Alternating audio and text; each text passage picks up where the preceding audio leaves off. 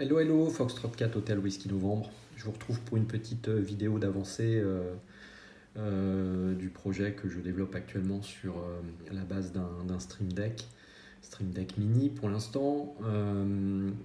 Donc le plugin de développement dédié au RRF avance bien. Et donc là, je vais vous refaire une petite démo. J'ai essayé en fait le plus possible de soigner un peu la captation vidéo, mais avec l'iPhone et les moyens que j'ai, c'est pas très simple. Mais je vous assure que en termes de rendu, c'est nickel, hein. Donc là, j'ai défini, je suis sur donc un Stream Deck Mini, je n'ai que 6 touches. J'ai défini une première touche dédiée au F1ZPX voie VHF de Paris 15e et la deuxième touche à côté F4HWN pour le suivi de mon hotspot perso. La touche que vous voyez encore à côté qui est plutôt verte là, avec un pourcentage, c'est tout simplement la charge CPU sur ma machine avec laquelle je travaille, qui est un MacBook Air M1.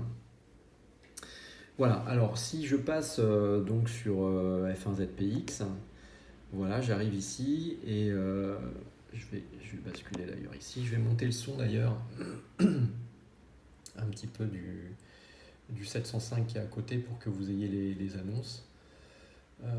Voilà, donc là je tombe sur un premier écran. Je peux d'abord faire un scan rapide, c'est une fonctionnalité secondaire du Raptor. Donc on va voir ce que ça donne. Si je fais un scan rapide. QSO en cours sur le salon bavardage. Voilà, on m'annonce qu'il y a un QSO en cours sur le salon bavardage. Vous voyez ici, la touche est verte, c'est parce que je suis sur le salon régional actuellement. Et le petit symbole Spotnik clignote. On voit effectivement qu'il y a du trafic sur le salon bavardage actuellement. Donc on va faire un QSY dessus. Hop, voilà. Voilà, je suis ravi. Et ma commutation Donc dit que tout effectivement, fonctionne ça cause et dessus. que je suis bien content et que Je vais baisser le volume. Donc, microphone pour le final. Si vous voulez dire sur une question. Voilà, et donc vous voyez que du coup, je suis sur le bavardage, le symbole Spotnik clignote. Donc voilà, il y a des codes couleurs en fait, de façon à faciliter un peu la lecture de l'ensemble. Je peux aller sur le technique par exemple. Voilà, et donc en passant sur le technique, je refais la mise au point. On voit que du coup maintenant c'est le technique qui est en vert puisque je suis sur le technique avec le symbole Spotnik qui clignote. Donc il y a des codes couleurs comme ça, on sait du coup où est-ce que se trouve le point d'accès, est-ce que ça cause ailleurs, qui cause, etc., etc. Donc vous remarquez d'ailleurs là sur le QSO en cours sur bavardage que c'est donc F1ZIB qui est en émission et vous avez le temps d'émission également qui s'affiche en dessous. Et sinon sur les autres salons où c'est stable, par exemple sur le RRF, on voit qu'il y a eu donc 35 minutes et 46 secondes de BF depuis le début de la journée et qu'il y a actuellement 156 links de connectés. Vous voyez également que partout j'ai un petit Raptor en dessous qui me prévient que sur le F1ZPX le Raptor est activé. Donc là je n'ai que 4 salons, on voit RRF, Tech, Régional et Bavardage.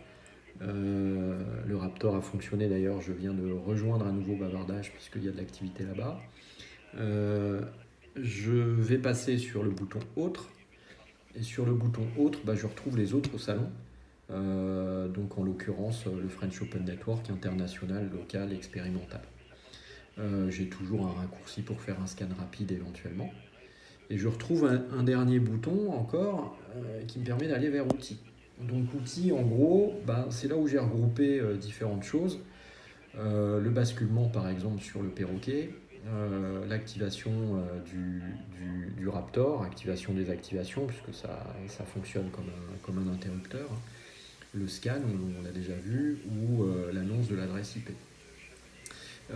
Éventuellement, je peux également faire un reboot. Et s'il faut, si je clique sur retour, je reviens à la page d'accueil qui était ici.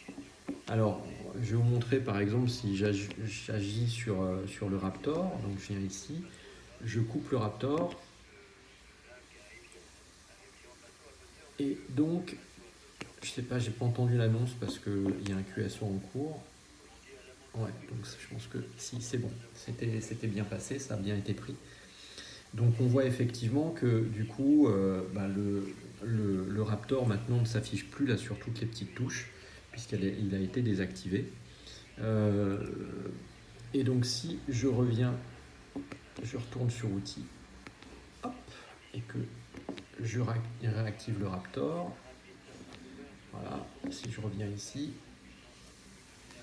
ça y est, le Raptor est revenu.